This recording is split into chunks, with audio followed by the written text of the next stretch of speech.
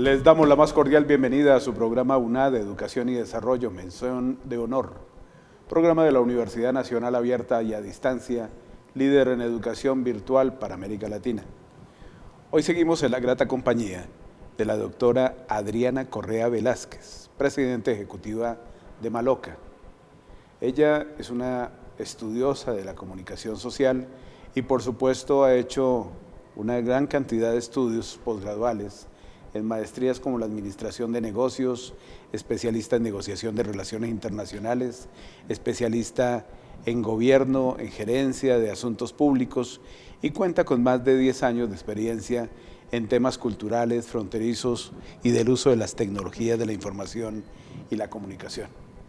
En el capítulo anterior conocimos su origen, sus inicios en el desarrollo de una familia muy antioqueña y por supuesto sus primeros años de colegio, su universidad y sus primeros pinitos laborales para luego, como nos dejó ya en lista, su ingreso al Ministerio de Cultura de Colombia. Doctora Adriana Correa Velázquez, presidenta ejecutiva de Maloca. Gracias por continuar con nosotros en esta entrevista. Hoy vamos a seguir hablando de esa trayectoria suya y particularmente de esa experiencia que nos dejó marcada en la experiencia anterior del programa, su ingreso al Ministerio de Cultura. ¿Qué pasó allí? Bueno, también fue una experiencia muy edificante. Luis Armando era un jefe muy formador, pero también muy disciplinado. Ahí también, pues yo creo que esos dos primeros, 2 de 3, fueron trabajos duros, de mucha disciplina, de mucha exigencia. Luis Armando era un jefe muy crítico en el sentido bueno de esa palabra, ¿no? O sea, constructivo. Constructivo, pero disciplinado, exigente. Pues sí, así fue como, pues prácticamente, pues esa fue como de mis primeras experiencias profesionales y fue muy interesante. Y ahí justamente por ese trabajo, pues como hitos que me marcaron fue una feria del libro de Guadalajara que organizó, pues Colombia era el país invitado de honor en Guadalajara, México, y pues yo lideré como pues parte de la organización y todo el tema protocolario allá. Pero ahí conocí a la que sería mi siguiente jefe, porque ella en ese momento era la directora de la Biblioteca Nacional y luego fue la secretaria de Cultura de Bogotá. Ajá. Y ahí fue entonces mi primera experiencia con el distrito, ya no trabajar para la nación, sino para Bogotá, que era una ciudad que a mí me tenía perpleja. Esa fue parte de las razones por las que yo me vine a Bogotá. Me encantaban las políticas públicas de esa época, lo que estaba pasando. Era la época de las bibliotecas, de Transmilenio empezando, de las ciclorrutas, de pues que los gobernantes estaban siendo, pues nuestros alcaldes de esa época estaban siendo invitados al exterior a que hablaran de la transformación bogotana.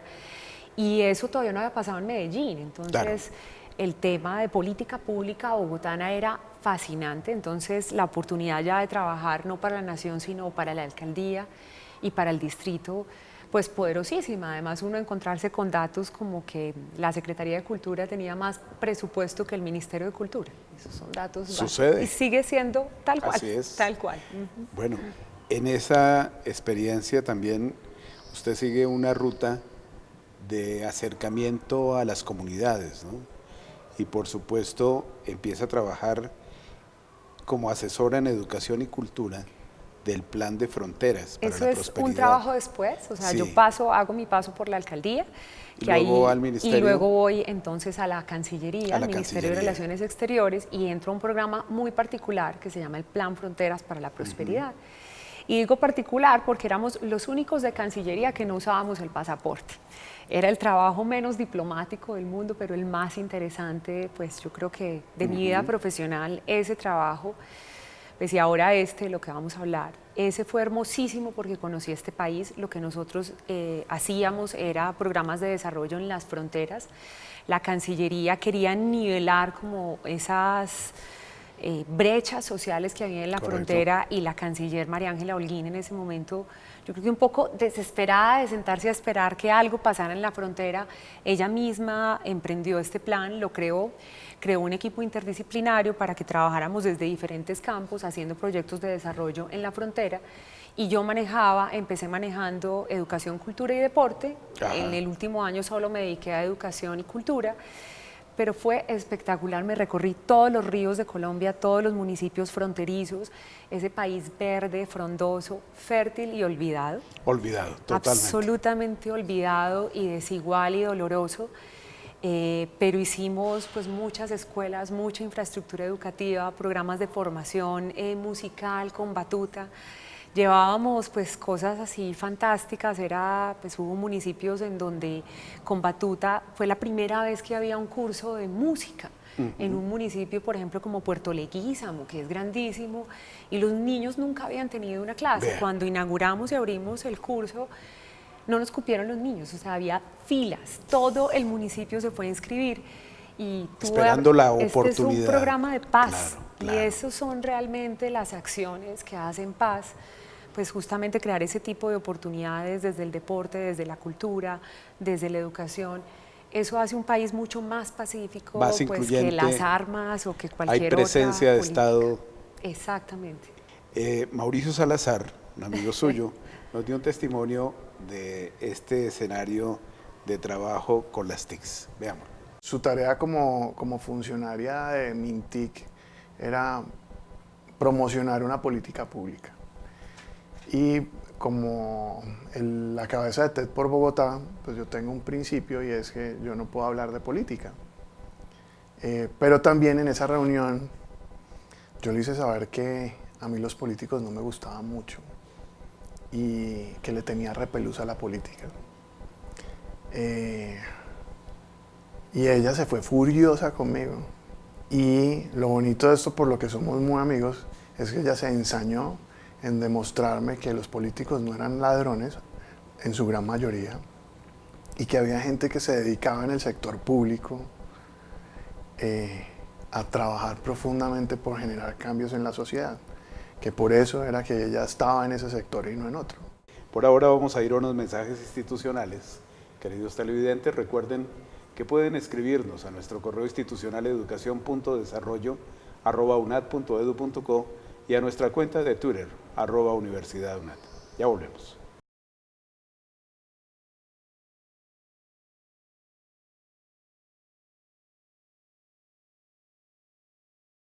Seguimos con UNAD, Educación y Desarrollo, mención de honor. Hoy en la grata compañía de la doctora Adriana Correa Velázquez, presidente ejecutiva de Maloca. Bueno, Maloca es un proyecto gestado en 1998 por iniciativa de una gran organización, ACAC, la Asociación para el Avance de la Ciencia, y por supuesto con el apoyo de Colciencias, el Instituto Distrital de Cultura y Turismo, la organización Ardila Lule y un gran mentor, el doctor Posada. ¿Qué significó para usted asumir la dirección de este gran proyecto, de esta gran visión de país, en un referente de educación donde es poca la pasión para niños y jóvenes por la ciencia, por la tecnología, en sus procesos formativos de colegio?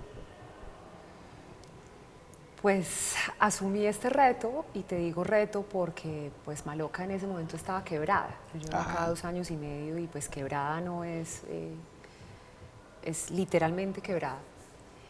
Pero lo asumí por lo que acabas de decir, porque lo que tenía detrás era pues absolutamente prometedor, o sea, la posibilidad de trabajar para los niños y para los jóvenes, por insertarles una vocación y cariño por la ciencia, porque se hagan preguntas, porque sean curiosos, porque intenten ver el mundo de maneras diferentes.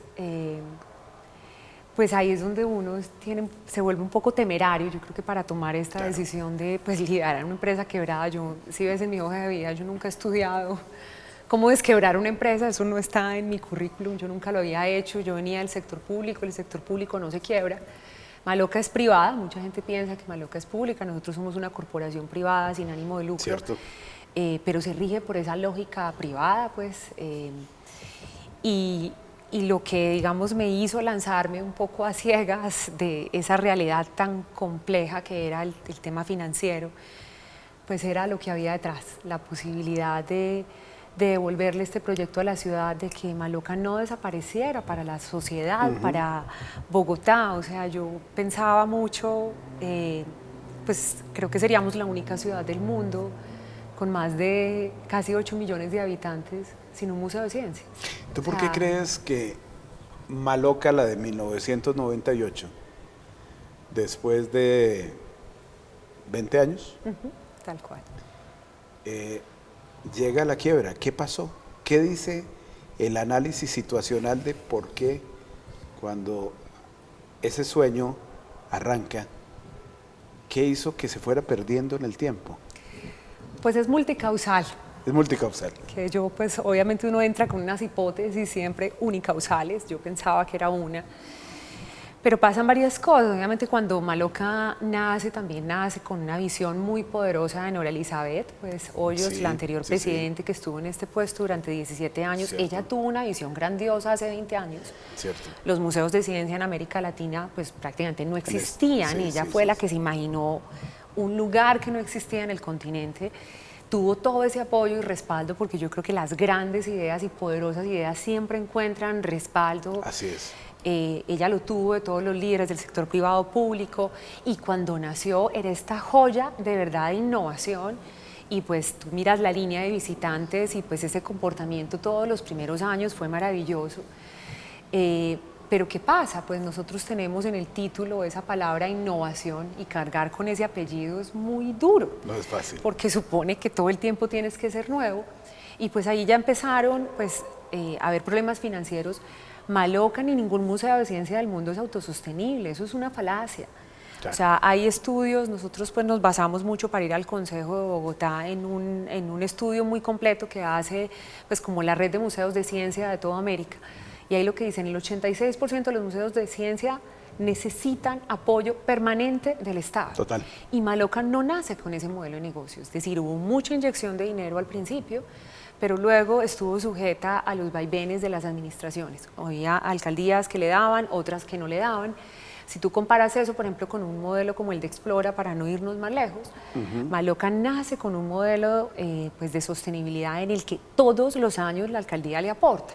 Todos, sistemáticamente. Si a Maloca le hubieran dado lo que pues, le dan a Explora año a año, pues no tendríamos o no habríamos tenido pues, pérdidas recurrentes durante tantos años. Entonces, una de las razones efectivamente tenía que ver con ese modelo de sostenibilidad con el que fue concebido Maloca, con que no ha habido un apoyo permanente del Estado, con que no había como sociedad una noción muy clara de que no somos autosostenibles y no vamos a ser autosostenibles, y esa fue la pelea que nos dimos en el Consejo.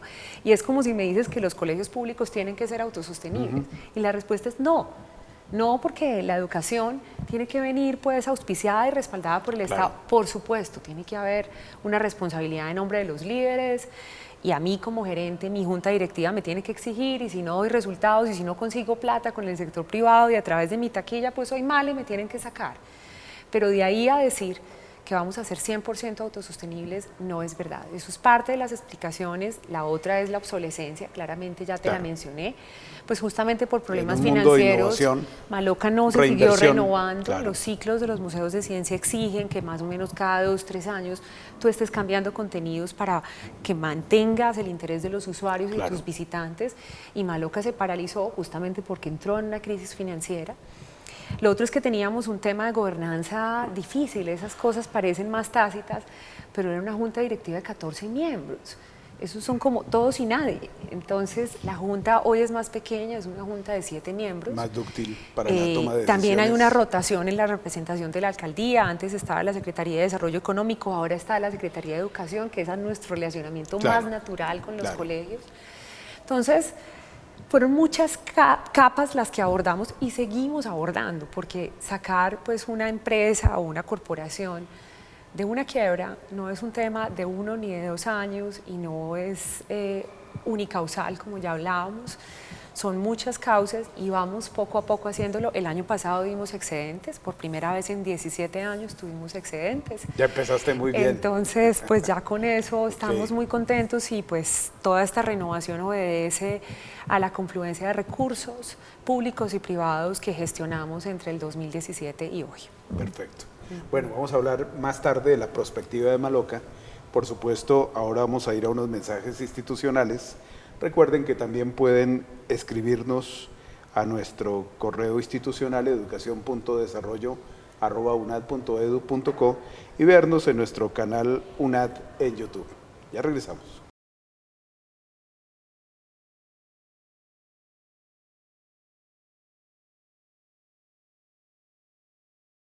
Seguimos con una Educación y Desarrollo, mención de honor, hoy en la grata compañía de la doctora Adriana Correa Velázquez, presidenta ejecutiva de Maloca.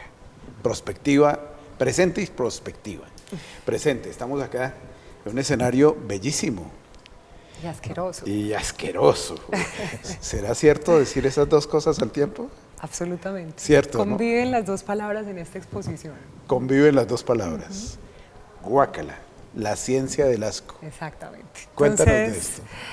Bueno, queríamos hacer una exposición más provocadora, queríamos romper un poquito ese paradigma de que la ciencia es tiesa o aburrida o formal y quisimos explorar todos los conceptos que hay científicos detrás de un tema que le produce tanta fascinación y morbo a los niños y adolescentes, que es el asco, las cosas que nos dan asco. Hay ciertas edades en que esas cosas nos producen mucho morbo. Entonces, esta exposición está llena pues también de una mirada no solamente desde la biología y desde la evolución, sino también desde las ciencias sociales sobre el asco. Y el asco está permeado pues por esa capa biológica, pero también hay asco social, por ejemplo, o el asco moral. Cierto. Por ejemplo, piensa en la cara que hacemos cuando hablamos de alguien corrupto. Cierto. Casi que hacemos la misma cara de repulsión que si estuviéramos oliendo algo asqueroso. Y esto lo han estudiado muchos científicos y han, digamos, cualificado o explorado el asco también desde ese asco moral.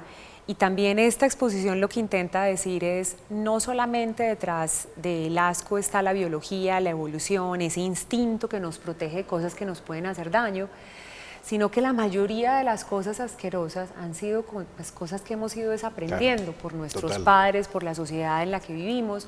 Lo que es asqueroso para un contexto puede ser fascinante para otro o viceversa. Y pensemos, por ejemplo, cuando somos muy niños, no le tenemos asco a nada. Todo lo tocamos, lo olemos, lo arrancamos. Sí, no hay prejuicio. Y es la sociedad la que empieza, no toques, pilas, esto tampoco. Entonces, aquí también enseñamos pues uno de esos conceptos que el asco es aprendido también, que tiene que ver mucho con el contexto en el que nos desarrollamos, pero por supuesto la experiencia es asquerosa. O sea, se trata de tocar, de oler, de percibir, de oír. O sea, hay cosas que te dan asco solamente escuchándolas. ¿Esta exposición hasta cuándo va a estar? Vamos a estar ciclo? casi hasta final de año. Esta fue una exposición que pensamos itinerante. No queríamos que se quedara solamente acá. Parte de nuestro pues, nuevo modelo de sostenibilidad ha pasado mucho por esa pregunta de no hacer solo contenidos para el centro interactivo, sino de reforzar ese capítulo que ya existía en Maloca, que son las malocas viajeras, pero que es esta posibilidad de salir del centro interactivo, de llevar nuestros contenidos, bien sea a los municipios o bien sea a las otras localidades, que no todo se quede aquí. Muy bien. Prospectiva de Maloca. ¿Cómo la sueñas? Uy, bueno, tengo a corto, mediano y largo plazo. La del largo no te la puedo contar, es una chiva que todavía está en mi imaginación. Hablándola ahí con algunos pues, pensadores de ciudad será. Pero bueno, nada, mediano y corto plazo, pues primero es contarles, nos estamos renovando totalmente. Qué bien. En esta etapa de rescate de Maloca, por un lado fuimos al Consejo de Bogotá, nos ganamos un puesto en el presupuesto del distrito de Bogotá y gracias a eso llevamos 2 años consecutivos en que nos han dado recursos y apoyo la alcaldía. Por otro lado fuimos al sector privado, también necesitábamos de su apoyo, con ellos fuimos para solventar un poco todo el tema de las deudas, porque con plata pública no se pueden pagar todas las deudas. Y por otro lado, había un proyecto muy grande que había trabajado el equipo antes de mi llegada, era un proyecto que se presentaron las regalías de Ciencia, Tecnología e Innovación, las regalías Bogotá.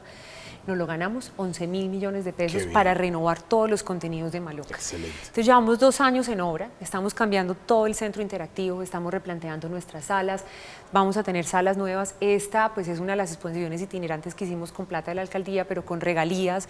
Estamos renovando las otras, hacia final de año vamos a inaugurar cambio climático, que esa también va a ser una reflexión muy importante sobre los temas de cambio climático. Es curioso, pero en el país no ha habido una exposición sobre cambio climático. Bueno, materia de energía la estamos renovando. Maloca va a estar completamente nueva pues hacia mediados del año entrante, pero lo que hemos tratado comunicacionalmente es cada 2 meses vamos a estar dando hitos, regalos, noticias, abriendo salas para mantenernos o volver a estar. Y siempre esté muy vigente. Exactamente. Entonces, a corto plazo, es un corto, mediano plazo, vamos a renovar toda la casa. Esto... Si uno se pone a mirar la dimensión de esto, esto es lo que hacen los museos en Europa y en Estados Unidos, pero cierran las puertas. Se cierran 2 años, se renuevan todos y después abren las puertas. Nosotros, porque somos latinos y no podíamos cerrar las puertas, hicimos renovación y operación como nos gusta, pero pues yo creo que ese es un proceso muy poroso en el que estamos concentrados. Por supuesto, la reflexión y el diario es hacernos la pregunta de la sostenibilidad. Hablábamos tú y yo antes de empezar esta entrevista de los errores y de los aciertos, de pues que muchas veces los errores son los más edificantes, de los que más aprendemos. Maloca tuvo una gran lección, pasar por una quiebra es una cosa dolorosísima en términos de organización.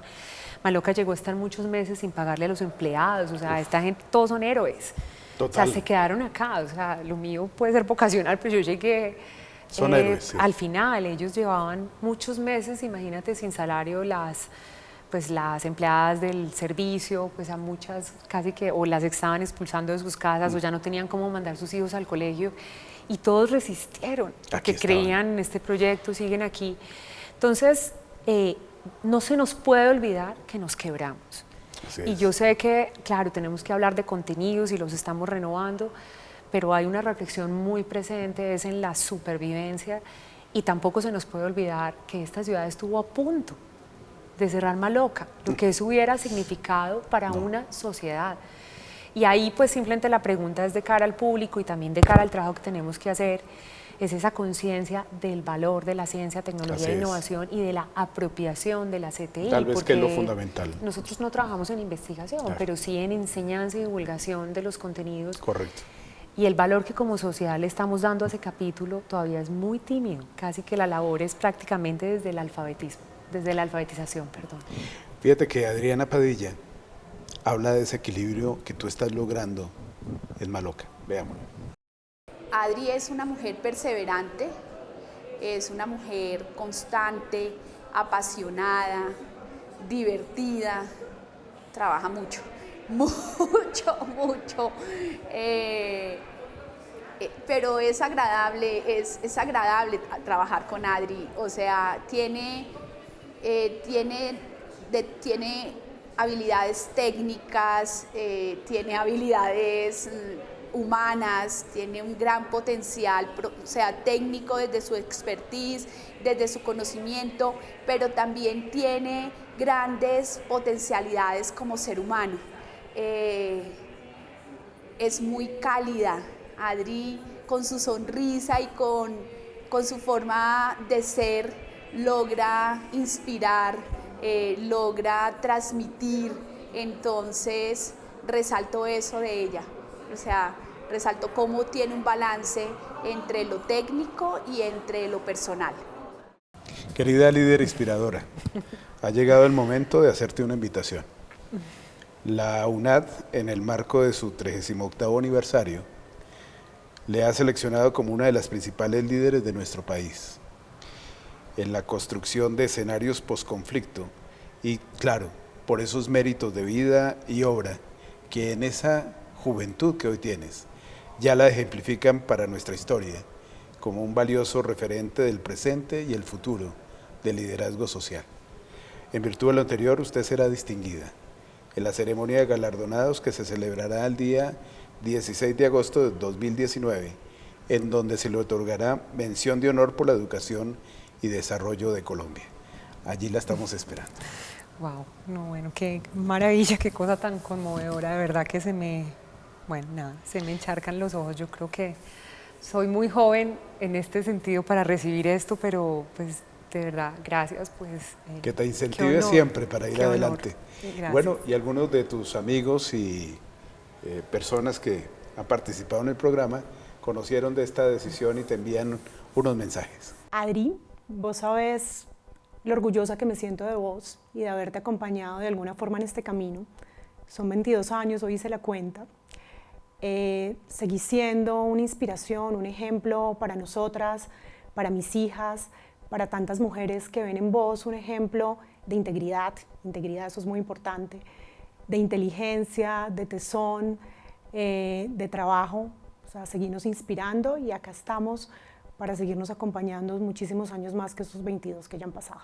Yo sé que los reconocimientos y el show-off no te gustan mucho, pero bien merecido que una organización como la UNAD reconozca lo berraca, lo comprometida, lo amorosa y lo que has logrado en este corto tiempo de ser parte de las personas que hacen que las cosas pasen en este país.